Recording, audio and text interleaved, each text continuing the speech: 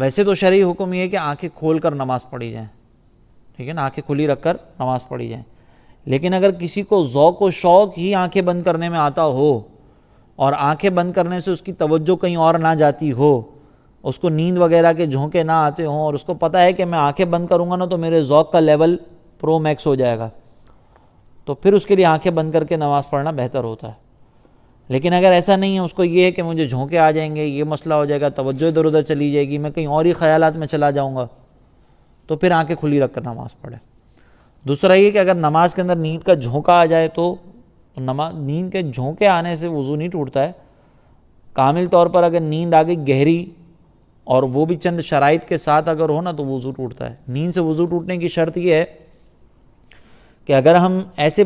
Posture پر لیٹے ہیں کہ جس پوسچر پر لیٹے ہوئے ہمیں غفلت کی نیند آ سکتی ہے، اور جس عضو پر ہم بیٹھتے ہیں نا وہ اس زمین سے لگا ہوا ہو، ٹچ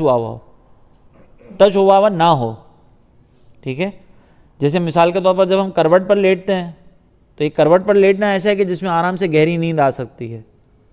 اور اس سچویشن کے اندر، اس پوسچر کے اندر ہمارا عضو جو ہے وہ کسی چیز سے ٹچ بھی نہیں ہوا ہوتا، ٹھیک ہے. تو اس طرح اگر کوئی گہری نیند میں سو جاتا ہے،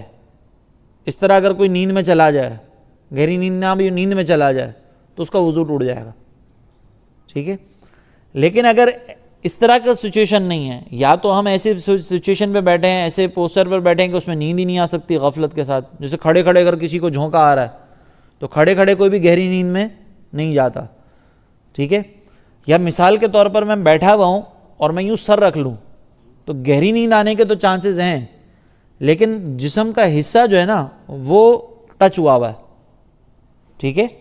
تو اب اس صورت کے اندر جو ہے وہ جسم کا حصہ ٹچ ہوا ہے اور میں نیند میں آ جاتا ہوں تو اس میں بھی وضو نہیں ٹوٹے گا. سچویشن یا تو حالت یا تو ایسی ہوگی کہ گہری نیند نہ ہے یا وہ حصہ ٹچ ہو، تو ان دو صورتوں کے اندر وضو نہیں ٹوٹتا. اس کے علاوہ جو صورت ہے اس میں وضو ٹوٹ جاتا ہے، ٹھیک ہے.